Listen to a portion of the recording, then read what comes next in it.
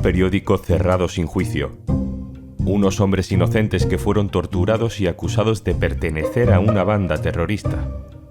Un pueblo que perdió el único periódico que se editaba en su lengua. Una historia que nunca debió ocurrir, pero que ocurrió hace 20 años. Soy Juan Luis Sánchez. Hoy en Un Tema al Día, 20 años del cierre de Egunkaria.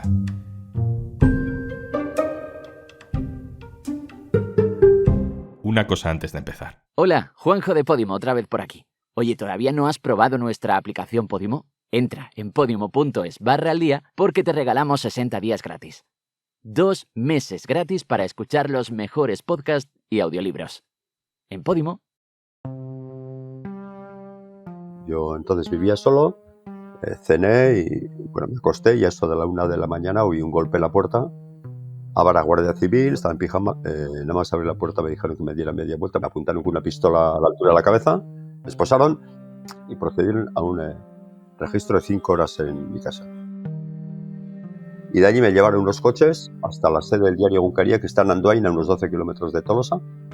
Procedieron también en Andoain al registro de la redacción y de mi... Estamos escuchando a Marcello Otamendi, director del periódico Egunkaria desde 1993 hasta el 20 de febrero de 2003.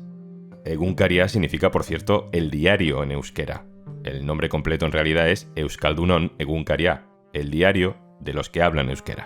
Salimos ya de las instalaciones del diario en Andoain, había mucha gente fuera protestando, había sido ya un escándalo porque yo no lo sabía, pero habían sido detenidos otros miembros de la dirección del diario, algunos de ellos gente muy famosa y muy relevante en la cultura euskaldun. Ese día la Guardia Civil detuvo a toda la cúpula directiva del periódico por orden del entonces juez de la Audiencia Nacional, Juan del Olmo. Les acusaba de colaborar con la banda terrorista ETA. Algunos pasaron meses en prisión preventiva. Y en un coche me llevaron con un gorro de montaña puesto en el asiento de atrás. Me obligaron a ir con la cabeza entre las piernas desde Tolosa hasta Madrid, que serían alrededor de 450 kilómetros, y en Madrid ya me metieron en instalaciones de la Guardia Civil que luego... Otros detenidos, como Marcello Otamendi, pasaron 5 días incomunicados en las dependencias de la Guardia Civil, donde fue torturado. Este es un viaje que dura 5 días, el primer día es duro, el segundo es más duro, el tercero es más duro, el cuarto más duro y el quinto es más duro. Y me dijeron, aquí ha cantado todo el mundo que pasó por aquí, por lo tanto, más te vale también tú empezar a cantar y contarnos lo que queremos que nos cuentes, ¿no? Las denuncias de Otamendi nunca se investigaron. 7 años después de aquel día, en 2010, los 5 acusados que llegaron a juicio fueron absueltos. Eran inocentes. Hace 20 años no se habló suficiente de aquello, vamos a hablar un poco más, aunque sea hoy. Javier Gómez Bermúdez, hola. Hola, ¿qué tal? Javier Gómez Bermúdez es magistrado en excedencia de la Audiencia Nacional y ahora socio en Ramón y Cajal Abogados. En el año 2009 fue el magistrado que presidió el Tribunal de la Audiencia Nacional que juzgó y absolvió a los directivos de Egunkaria. Es el ponente de una sentencia que dice muy claramente que el cierre de un diario como medida cautelar no tiene encaje en nuestro ordenamiento jurídico, que califica de estrecha y errónea la visión según la cual todo lo que tenga que ver con el euskera y la cultura vasca es ETA, que da credibilidad a las denuncias de torturas de los acusados mientras estaban en prisión incomunicada y que de hecho constata que no hubo un control judicial de esas condiciones. Javier Gómez Bermúdez definió aquella imputación como incomprensible. Javier, han pasado 20 años, recuérdanos de qué delitos se les acusaba a los directivos de Egunkaria. Fundamentalmente de pertenencia a la organización terrorista ETA. Esa era la acusación que hacían tanto la acusación particular como el Ministerio Fiscal. ¿Y qué pruebas había contra estas personas? Nosotros concluimos en la sentencia que no había prueba de ningún tipo, que eran meras conjeturas o hipótesis sin fundamento. ¿Cuáles eran los argumentos principales de la sentencia, de su sentencia, para absolver a los acusados? Bueno, en la sentencia, en uno de los párrafos, lo que veníamos a decir es que se ha construido al revés el relato. Se ha partido de la convicción de que son miembros de ETA y luego se ha buscado cómo apoyar esa convicción, en vez de hacerlo al revés, que es lo lógico, la secuencia lógica. De lo que recuerdo, aunque lo tengo bastante presente, lo que recuerdo eran 3. Primero, la ausencia absoluta de pruebas respecto a cada uno de los acusados. O sea, los 5 acusados, pues no veíamos que hubiera prueba. En segundo lugar, que los indicios en los que se apoyaban las acusaciones no eran tales, sino que eran unos hechos indiciarios que podían tener interpretación múltiple y que desde luego la más correcta no era la que la acusación sostenía. En tercer lugar, que no había absolutamente, esto sí que lo recuerdo perfectamente, no había absolutamente ningún esfuerzo por parte de las acusaciones para haber demostrado que una sola publicación de Egunkaria, no sé, la línea editorial tuviera algo que ver con ETA, no tenía nada que ver con ETA. Y entonces esa ausencia de prueba nos llevó a una convicción plena de la inocencia de los 5. Javier Gómez Bermúdez, magistrado, gracias. Gracias a vosotros. Para muchísima gente, y creo que me incluyo entre esa muchísima gente, lo del cierre de Egunkaria es algo que nos sonaba como de lejos. Yo entonces estaba todavía en la universidad, supongo que esto se me perdió como una operación más contra ETA, que quizás había ido demasiado lejos, como otras, pero bueno, era una de esas noticias que durante años veíamos en los telediarios de detenciones, de entramados financieros, una más. Por eso me acerco a un compañero que sí tiene memoria profesional de todo aquello, un periodista vasco que en aquel momento estaba ya trabajando en Madrid. Íñigo Sáez Ugarte, hola. Hola.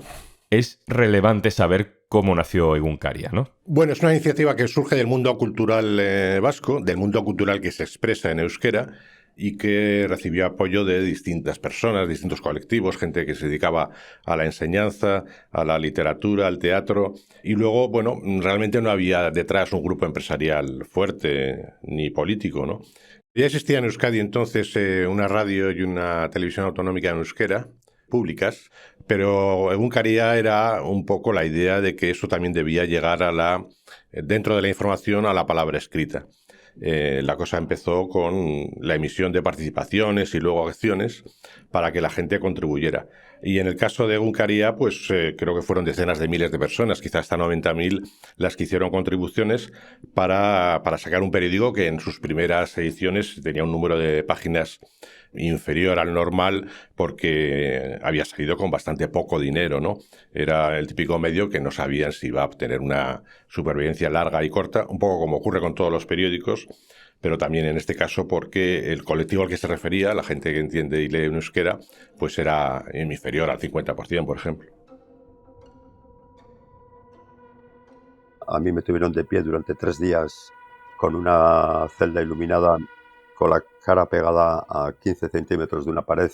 Cada 5 o 6 horas me dejaban sentarme 20 minutos en la cama, pero nunca dormirme y nunca tumbarme.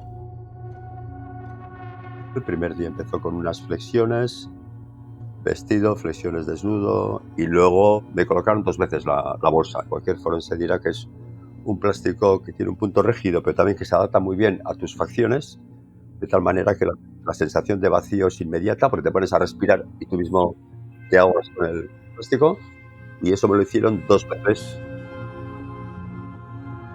Luego, en un momento también de los interrogatorios, me colocaron un hierro que tocó la sien izquierda de mi cabeza, que hizo clic, y luego de allí a los 2 o 3 segundos me pusieron una pistola en la mano, como dando a entender que ese clic lo había hecho una pistola, ¿no? Entonces la idea era que podemos pegar un tiro en cualquier momento. No lo dijeron, pero lo entendí perfectamente.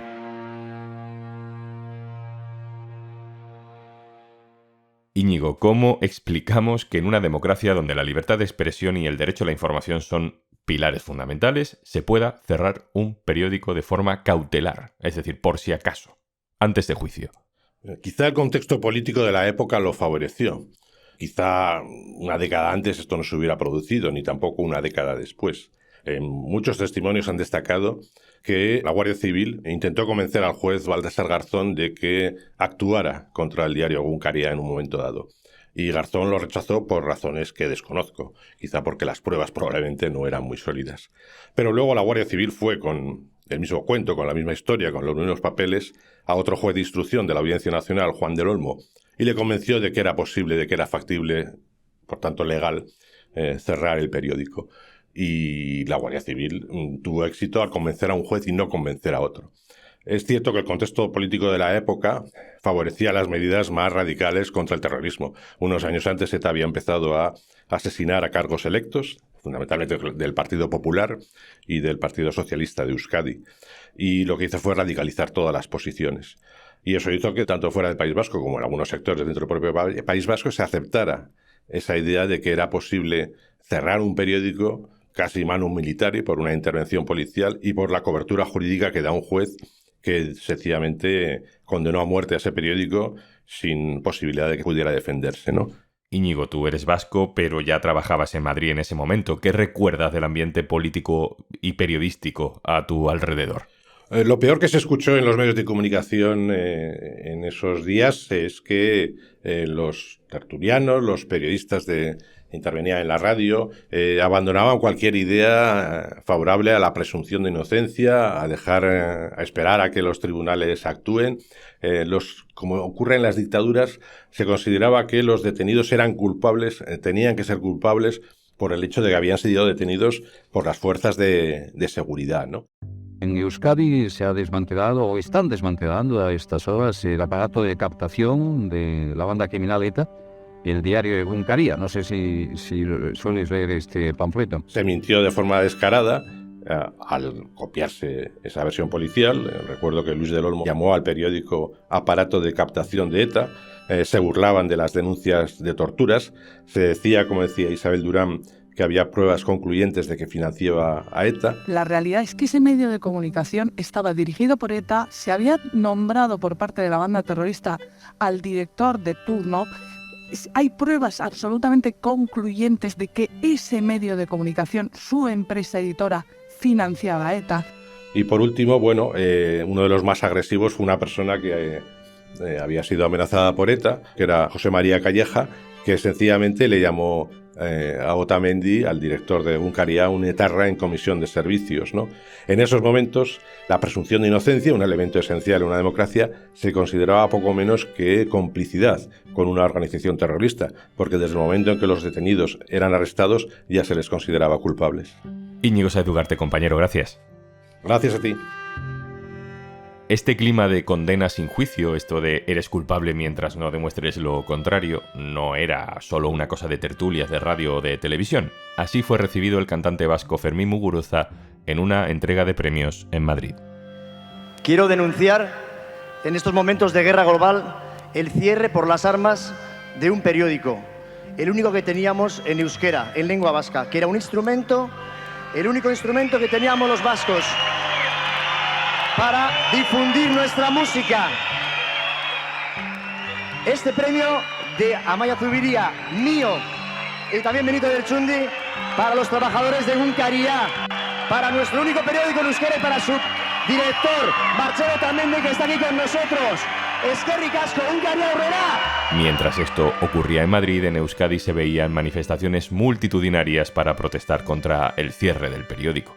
Alguna vieja grabación sobrevive en YouTube.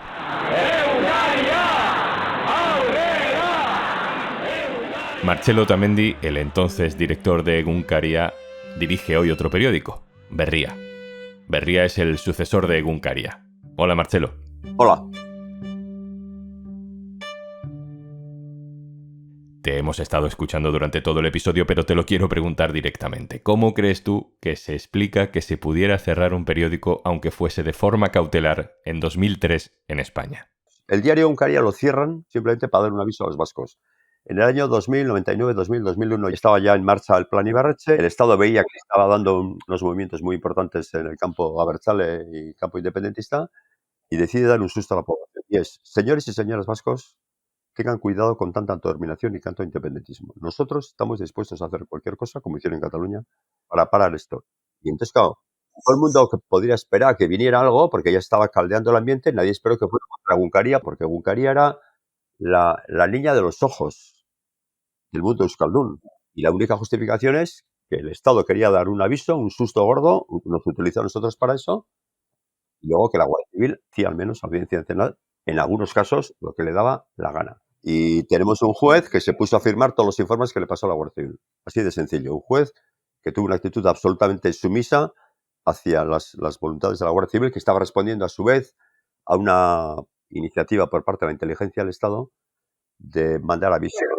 Marcelo, ¿qué le dirías a la gente que desde fuera de Euskadi creía en esa época, y a lo mejor muchos lo siguen creyendo, ¿no?, que todo lo relacionado con la cultura vasca es ETA.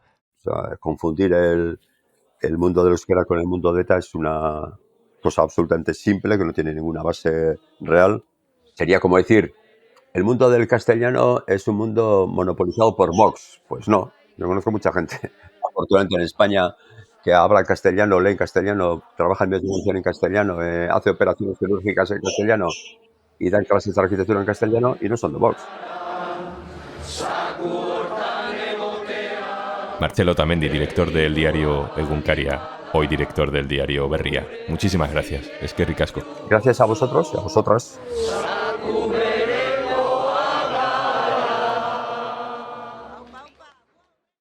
Y antes de marcharnos, Si escuchas frecuentemente un tema al día, supongo que eres de podcast. Pues tienes un montón por descubrir en Podimo y te regalamos 60 días gratis para que puedas disfrutarlos. Descarga nuestra app entrando en podimo.es/aldía. Regístrate y usa tu cuenta en tu móvil o en el ordenador. Charlas divertidas, true crime, ficción, algunos podcasts que no sabríamos ni cómo categorizar de lo locos que son. Y esto nos encanta. Pero además, tienes un montón de audiolibros para que desconectes de la realidad durante horas. 60 días gratis para que descubras todo el contenido de Podimo por ser oyente de un tema al día. Venga, vale, te lo repito. Última vez, prometido. Podimo.es/aldía.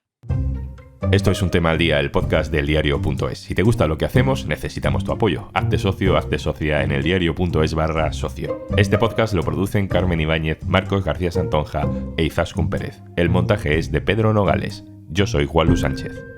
Mañana, otro tema.